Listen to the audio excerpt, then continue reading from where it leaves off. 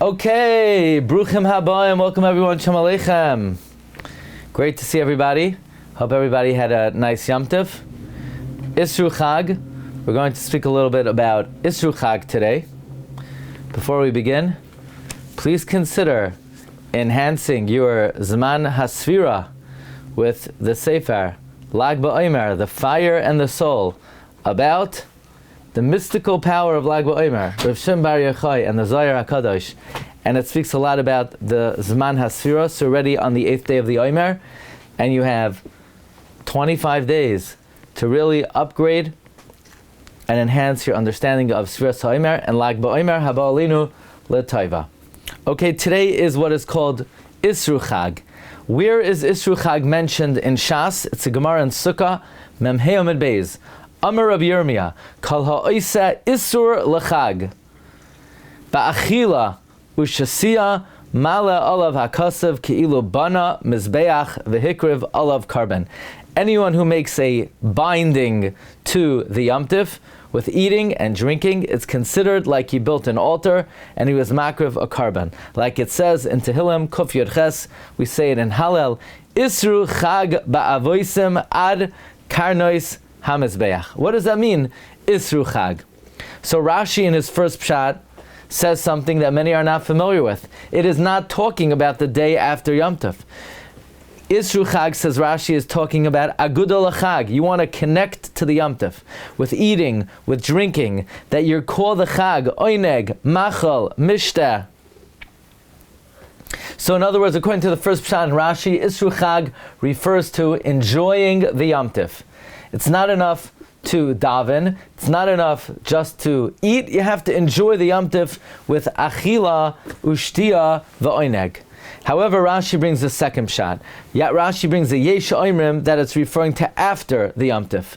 Isru Chag ba'avoisim, with behemois, avois, ushmeinois. In other words, according to Rashi's second interpretation, you need to attach to the Yom Tov by eating fatty animals, by being koivei suda.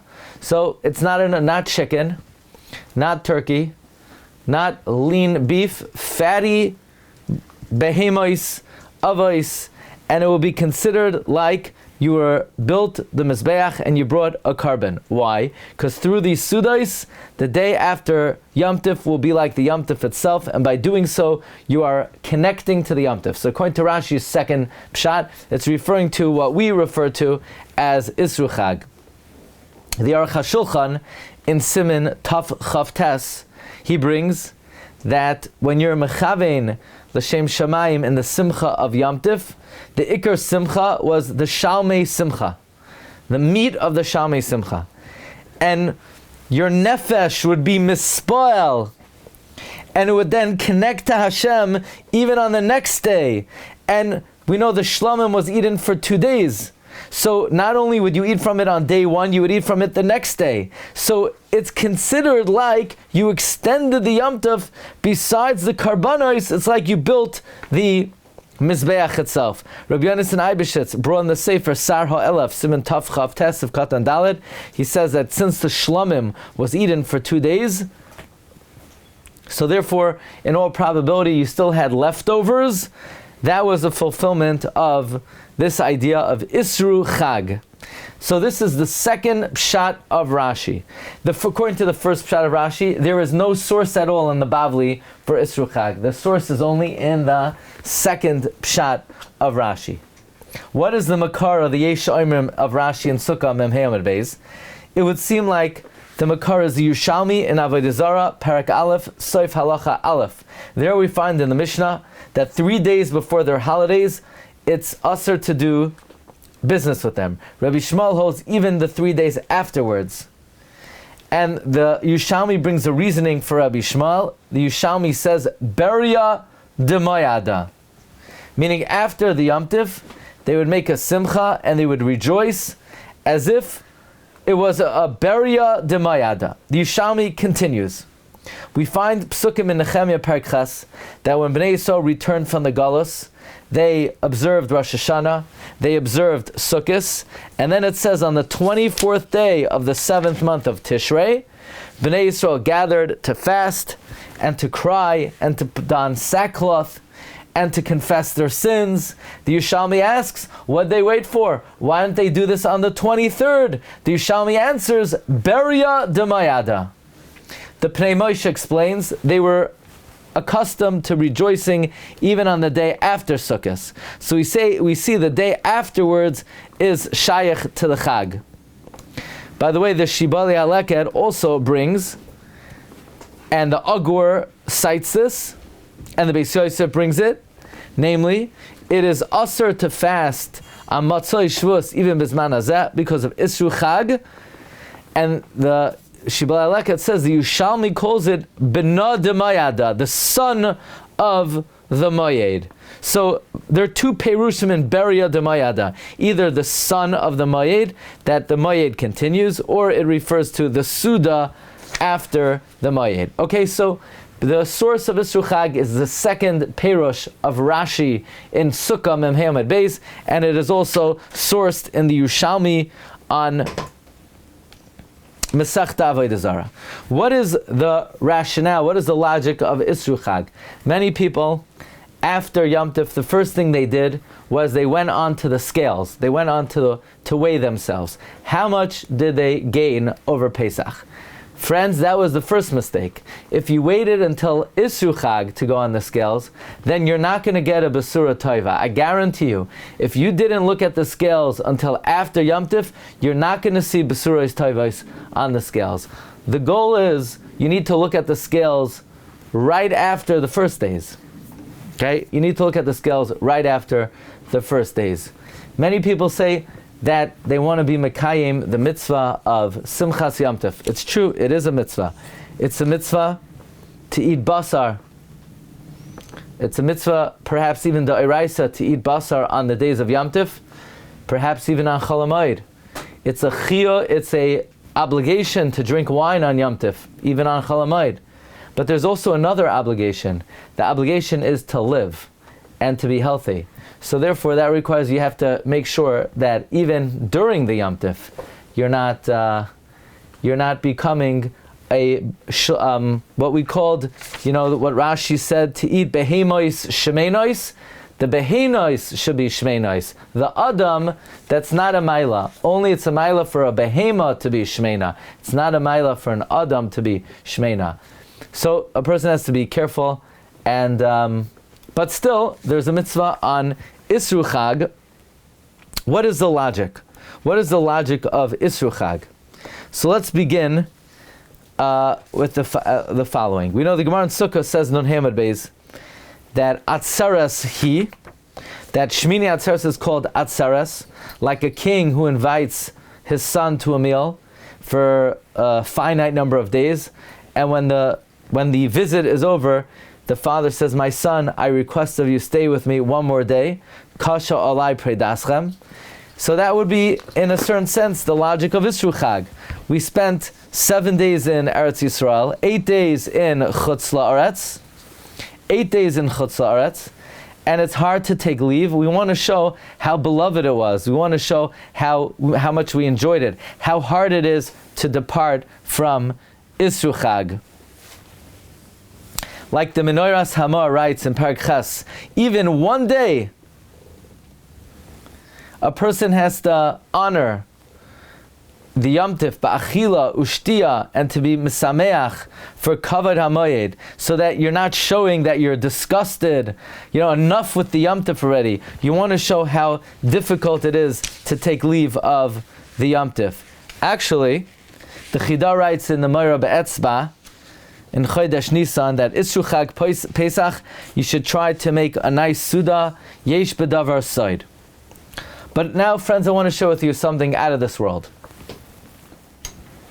Where is it a greater Simcha of Yom Tov? In Eretz Yisrael or in Chutz La'aretz? So I'm going to say something very challenging now. I know what you would have thought. You would have thought Yom Tov is a bigger Simcha in Eretz Yisrael than it is in Chutz La'aretz. Well, I'm glad you would have thought that, so now you have a good reason to come to the Shir, because we're going to learn that Yom Tif is a greater simcha in Chutz La'aretz than it is in Eretz Yisrael. Why do I say that? The Chasam Sofer writes in Torah's Moshe, Parshas Pinchas, Bayoim Hashmini Atzeres, he says, Dvarim Niflaim. The Chasam Sofer says, what is greater, the performance of the mitzvah or the simcha that one engenders doing the mitzvah? Chasam Sofer says the simcha that a person is sameach by doing a mitzvah is greater than the mitzvah itself. You'll get more reward for the simcha of the mitzvah than the mitzvah itself.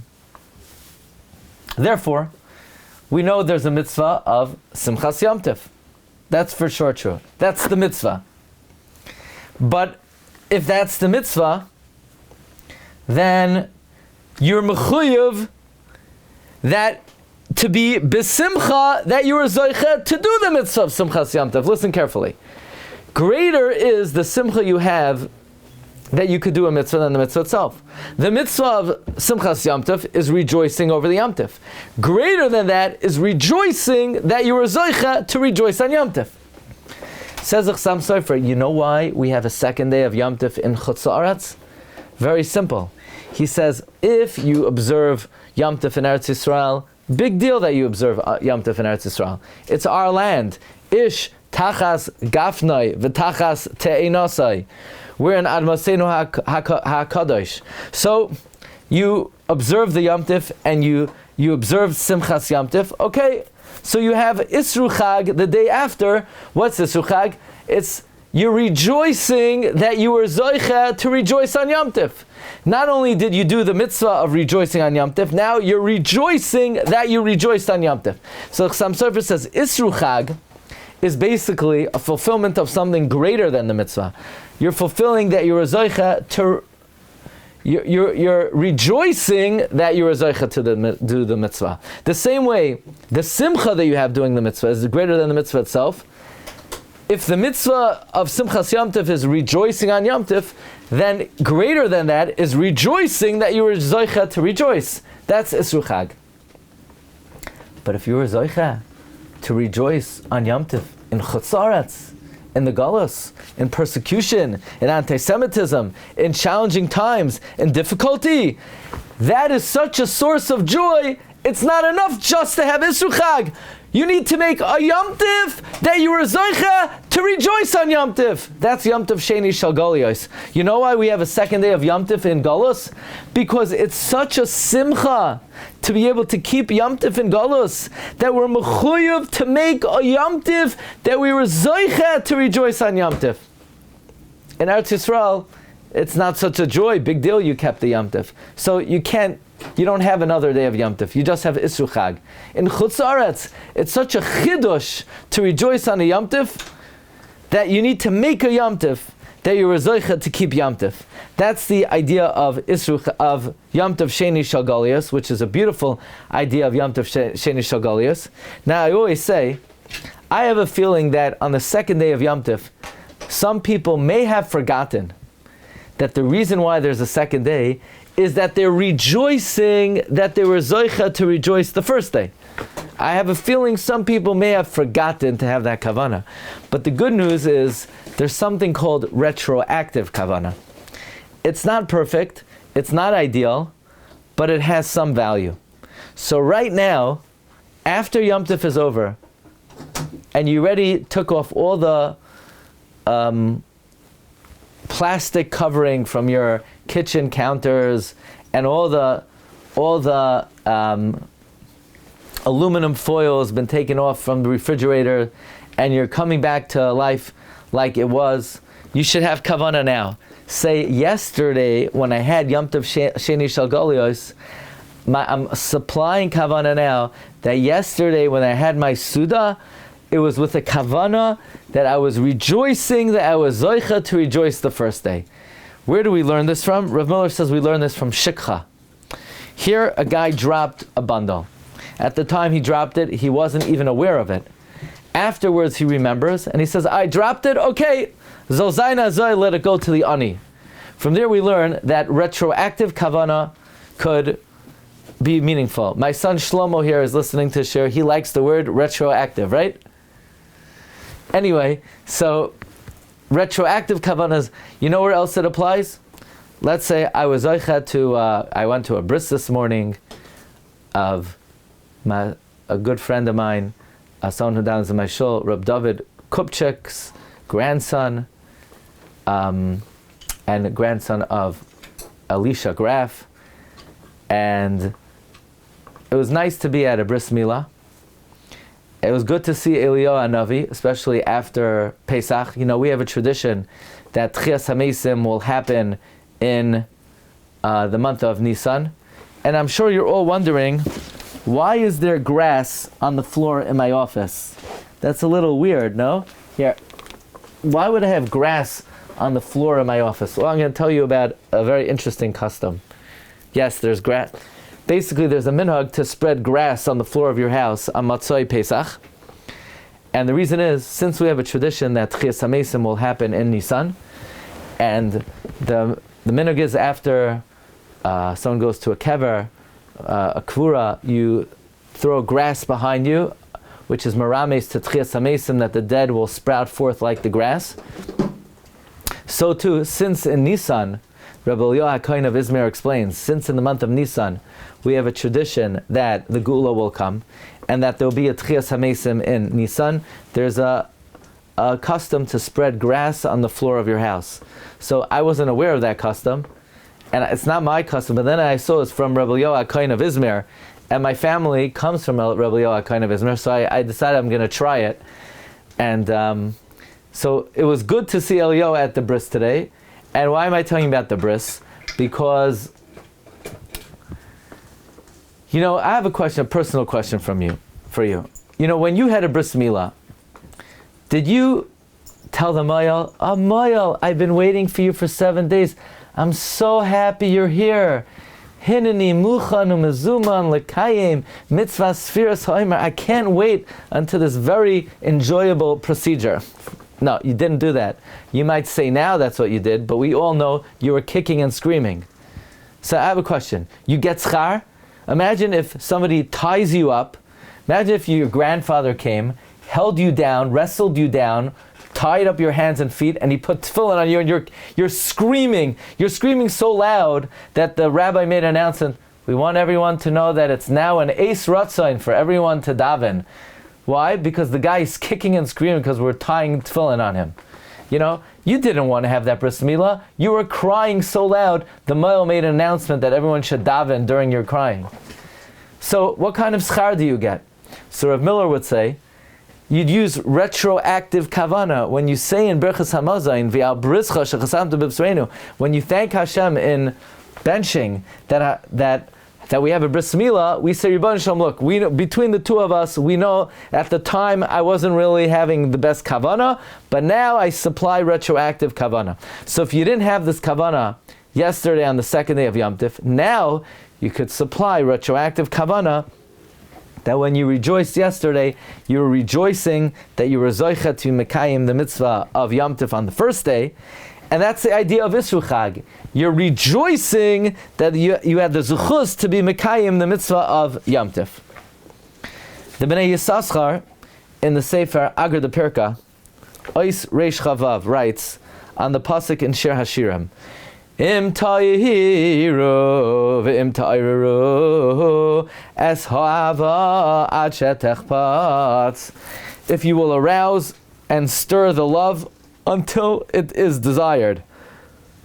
The Ramban writes in his Sefer Emunah B'Tachon, Perek Yotes, that when a person has an inspiration of love of Hashem, he should translate it immediately into a mitzvah, and by translating it immediately into a mitzvah, it will become a kli to his love. That's what it means. Im ta'iru v'im ta'iru es ha'ahava ad shetechbatz. If you just have love, it's fleeting. You need to translate it and concretize it into something concrete. So too, on Yom Tif, we all had great expressions of love. We had different kabbalas that we took upon ourselves. Nevertheless, we need to translate it into action. That's the idea of Issru Chag, says the Agar de Pirka. It's brought in the name of the Chidush Harim, Shal Sechuvas Bikurei Shloimeh, in the Psicha Is Yotes, that it's called Issru Chag, because on Yom Tif, Klal Yisrael is elevated to great Kedusha, and they have holy thoughts. One has to be concerned that after the Chag, when Klal Yisrael enters the week, they'll forget everything. Therefore, David HaMelech commands Issru Chag ba'avoisem, that we need to tie the Yom Tov into the weekday, that even in the week you can't forget all of your holy thoughts. Or the way Reb Bunim of Parsha would say, that Isru Chag ba'avoisem, it's like a chayat. You know what a chayat is, Shlomo? Chayat is a sewer, a tailor. If you sew a stitch, but there's no knot at the end, it will unravel. So too, by the time Yom Tov is over, we've ascended so many levels, but you need something to, so to speak, tie it down so that it will not unravel. Rav Shlomo Zalman, quoted in Halicha Shlomo, would explain Issru Chag is like the Gemara says in Brachos, that someone who davens, he needs to wait an hour after the tefillah. So too, after the Yomim Tovim, you, so to speak, need some time to come back down to earth. So let's ask a very interesting question. Is there a concept of Malava Malka on Isru Chag? Were you supposed to eat a Malava Malka last night? Another question is, if there is a concept of Isru Chag, why don't we have Issru Shabbos? Let's start with Malava Malka. It is not brought in Shulchan Aruch or any of the Poskim to have Malava Malka. Although you might ask, well, if there's a concept of continuing on the Yom Tov, should there be a Malava Malka? It's brought in the Sefer Orchos Rabbeinu that Reb Chaim Kanievsky said the Chazon Ish was noyeg to eat Malava Malka even on Matzah Yom Tov. Now, does that mean he did it as a halacha? Maybe he did it because he was hungry. You know, because by the time you eat lunch, and there are many, many hours past until the nighttime. But Reb Chaim explained that indeed the Chazon Ish held the inyan of Isru Chag would dictate to have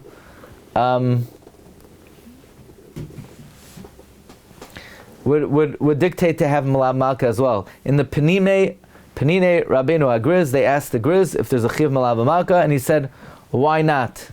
Why not?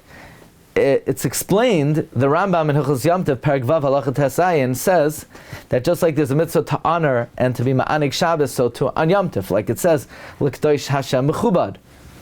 And by Yom Tov it says Mikra Kodesh. Now, just like on Shabbos, part of Kavod is to set the table Matzah Shabbos, so too, if there's an inyan of Kavod by Yom Tov, then that should dictate a observance of Malava Malka. The Sar Shalom of Bells also was makbid to make Malava Malka Matzah Yom Tov. He would say Sudas Malava Malka of Shabbos is Sudas David, Sudas Malava Malka on Yom Tov is Sudas Shleimai. And in the Leket Yosher, a student of Trumas Hadeshen, he said that the Trumas Hadeshen would set his table Matzah Shabbos, Matzah Yom Tov, he would not eat. He would only eat during the day, not night. So let's try to explain why, in fact, do the Poskim not bring down a halacha of Malava Malka on Matzah Yom Tov. And let's go to Olam de Shekasha. That's the Kasha of Toisus Msachim Kuf Beis Amid Beis. This is a question that is addressed by none other than the Kedushat Levi and the Kedushat Levi and the Shemi Shmuel. A very beautiful question, a very geschmacka question, and here goes. Here goes. Is there a neshama yisera on Yom Tov? We know we don't blow besamim matzah Yom Tov, right, Momi? Right, Shlomo? We don't blow besamim on matzah Yom Tov. The reason we blow besamim is because after Shabbos we lose the neshama yisera. So we lose the neshama yisera. We want to restore it. We blow besamim. Yeah, we blow besamim. So we smell besamim. We don't smell besamim Matzah Yom Tif. That would seem to indicate there's no Neshama Yisera on Yom Tif. So Frak Tosfos, if there's no Neshama Yisera on Yom Tif, so then why Matzah Shabbos going into Yom Tif do we not smell Besamim? Right? This year, why Matzah Shabbos going into Yom Tif? Why don't we smell Besamim? If there's no Neshama Yisera on Yom Tif. If there's Neshama Yisera on Yom Tif, we should smell Besamim Matzah Yom Tif. And if there's no Neshama Yisera on Yom Tif, we should smell Besamim Shabbos going into Yom Tif. So Tosfos says there's no Neshama Yisera on Yom Tif, but Yom Tif itself is a quasi nechama, so you don't have to smell Besamim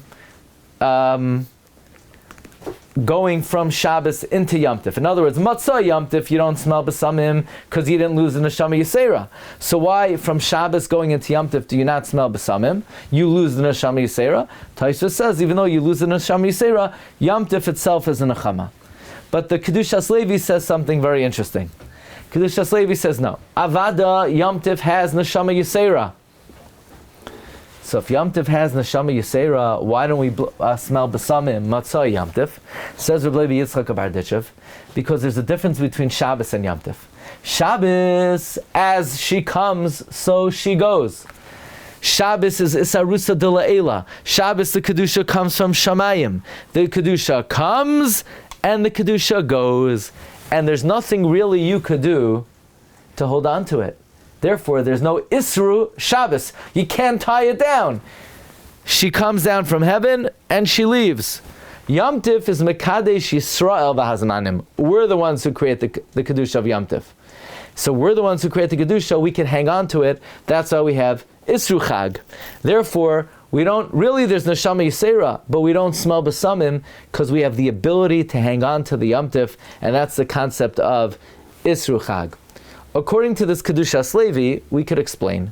That's the reason we don't eat Malava Malka, Matzah Yom Tif. Matzah Shabbos, Shabbos is leaving, so we escort her out. Matzah Yom Tif, we don't have a Malava Malka, because why should we escort her out? We're holding on to her. We're keeping her. We still have Yom Tif a little bit the next day. So this would explain why the halacha of Malava Malka is not cited when it comes to Yom Tif. And it gives us a deeper idea of what the tachlis of Issru Chag is, namely to be able to hang on to the Yom Tif just a little bit more. So that's another beautiful idea regarding Issru Chag. In other words, the purpose of Issru Chag is to be able to hang on to the Yom Tif just a little bit more. So Chazal tell us, anyone who is mesameach on Issru Chag ba'achila u'shasiya is ki'ilu they were built the mizbeach in Yerushalayim. Now it's interesting. What about in Chutz La'aretz? We're noyeg 2 days. What are the effects of Issru Chag in Chutz La'aretz? The Ramami Pano in the Sefer Mea Kesita says Issru Chag is only in Eretz Yisrael, but in Chutz La'aretz, Yom Tov Sheni is instead of Issru Chag, which, by the way, will fit in very well with the Chasam Sofer that we learned. You see, in Eretz Yisrael, it's not such a joy to keep Yom Tif. It's not a chidush. So they rejoice in modestly the next day that they were zoicha to keep Yom Tif. But in Chutz La'aretz, where it's a great joy to keep Yom Tif, we have a Yom Tif that we were zoicha to keep Yom Tif. But Issru Chag, Ramami Pano says no Issru Chag in Chutz La'aretz. It's quoted by Rabbi Yosef Engel in Gilyoni Hashas on Sukkah Daf Tezvav. The Chasam Sofer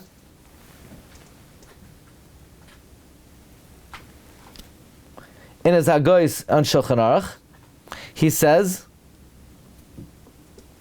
that if there is Issru Chag in Eretz Yisrael, certainly there's Issru Chag in Chutz La'aretz, because since the second day is the Rabbanans need chizuk. The Rabbanans need chizuk, which is very interesting that he holds that there is certainly din of Issru Chag. Rav Shlomo Kluger in his Hagois, a Chachma Shloimoi, says the third day, since the second day is only minagav v'sin b'yadenu, the Issru Chag would not be midina. In any event, we certainly observe a certain element of Issru Chag because we don't say tachnon, not only in Chodesh Nisan, but even in Chodesh Tishrei, which indicates that we do observe a certain inyan of Issru Chag, and the idea is we're grateful that we have the zechus to rejoice on Yom Tif, wherever we may be. We're grateful we had the opportunities and all the great spiritual benefits of the Yom Tif of Pesach, and we know that the days at the end of Nisan are reserved for the chinuch of the third Beis HaMikdash, so we hope that these days will be enjoyed for their intended purpose. I wish everybody a freilichen Issru Chag and bracha v'atzlacha in the upcoming Zman. Have a good day, everyone. Kol tov. Recording stopped.